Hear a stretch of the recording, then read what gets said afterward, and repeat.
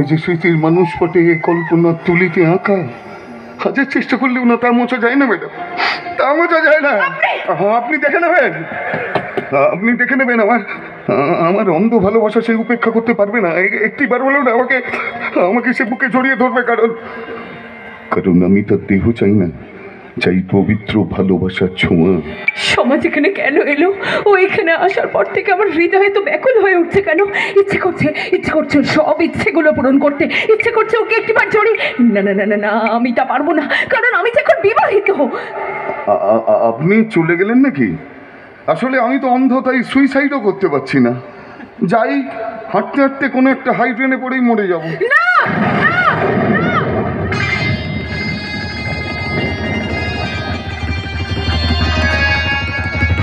প্রকৃতি, ভগবান ভগবান ভগবান ভগবান আমার কথা শুনেছে। আমার প্রকৃতি, প্রকৃতি তুমি কোথায়? প্রকৃতি তুমি কোথায়?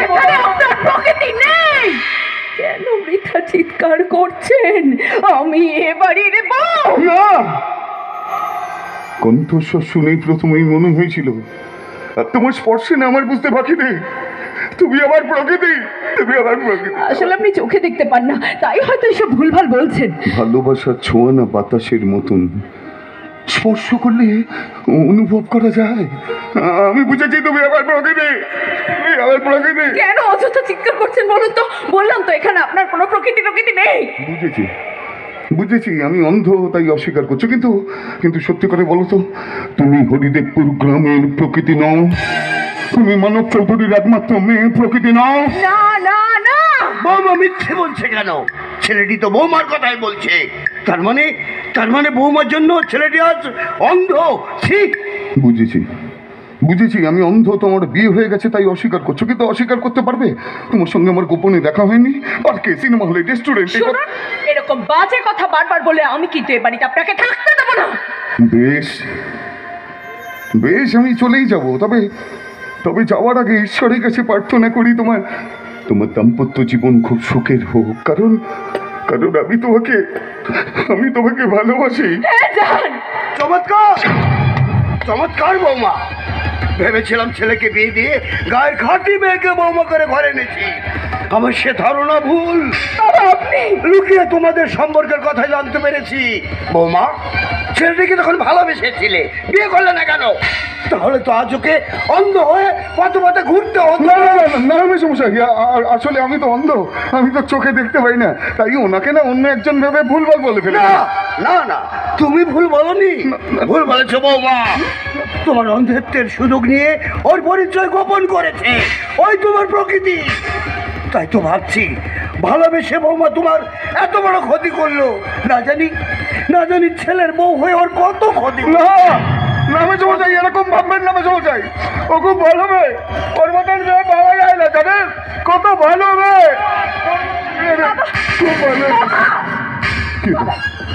কি হলো? আপনি এরকম চিৎকার করলেন কেন? কি হয়েছে? মেসমশাই, মেসমশাই! উনি আর কথা বলবেন না। কেন? উনি মারা গেছে। সে কি? এই মাত্র মানুষটা তো আমার সাথে কথা বলছিল, তাহলে হঠাৎ কি হলো? হার্ট অ্যাটাক নাকি? আরে বলুন না, আমি তো অন্ধ, কিছু দেখতে পাই না, বলুন না কি হয়েছে? কি হয়েছে? একটু ভালো করে দেখুন, সব বুঝতে পারবেন। একটু এপাশ ওপাশ দেখুন, আমি অন্ধ না হলে নিজেই দেখতাম। আপনি ওর মাথা নিচে এত রক্ত কেন? রক্ত? খুন? কে কে খুন করলো? এখানে কেউ এসেছিল নাকি? তুমি? না, আমি খুন করিনি। আমি খুন করবো কেন? কিন্তু কে খুন করলো? তবে কি ও? না না না না, ও তো অন্ধ। তবে কি পড়ে গিয়ে মাথা পেটে চোট লাগলো? আমি এখন বুঝতে পারছি না আমার কি করা উচিত। আমার এমন পোড়া কপাল, চোখের সামনে একটা খুন হয়ে গেল, দেখতে পেলাম না। ভালো মানুষটা মরে পড়ে আছে, কপালে একটু হাত বুলিয়ে দেবো, সেটাও পাচ্ছি না। এরপর সাংবাদিক আসবে, পুলিশ আসবে, তোমাকে ধরে নিয়ে যাবে। আমি সাক্ষী হয়ে তোমাকে বাঁচাতেও পারবে না, কি কষ্ট। পুলিশ আমাকে অ্যারেস্ট করতে পারে না। পারে পারে পারে পারে, পুলিশ সব পারে। আরে বাবা, এদেশের আইনের চোখে কালো ফিতে বাঁধা, তাই তো সর্বদা ধরা পড়ে, দেখবে নিরপরাধ বোকা হাতা গাদা। তুমি বলো না আমার কি করা উচিত? আমি বলবো? হ্যাঁ। প্রকৃতি তুমি কোথায়? এইদিকে এইদিকে এইদিকে।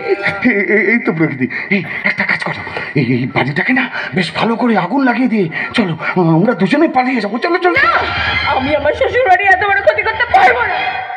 ও, এত বড় ক্ষতি করতে পারবে না, ঠিক আছে, একটা ছোট দেখে ক্ষতি করো। একটা বড় দেখে বস্তা আনো, ডেড বডিটাকে পুড়ে নদীর জলে ভাসিয়ে দিয়ে চলো, আমরা দুজনে অনেক দূরে পালিয়ে যাবো, অনেক দূরে। আমি তোমার সাথে কোথাও যাব না, আমি তোমার কোনো কথা শুনবো না। আমি জানি আমার স্বামী আমাকে বিশ্বাস করে, তাই তার জন্যই আমি অপেক্ষা করব। আমি আমার স্বামীর জন্য অপেক্ষা করব।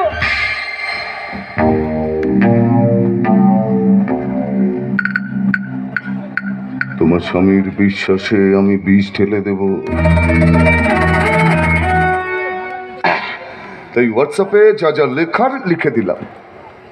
মেসমশাই, আমাকে ক্ষমা করে দেবেন, বিশ্বাস করুন আমি কিন্তু আপনাকে একদম দাঁড়ান, একে মারার আগে ওই লেমন টিটাকে একটা কেউ বন্দুক দিত, গুলি করে আগে লেমন টিটাকে মারি, তারপর অন্য কাউকে মারবো।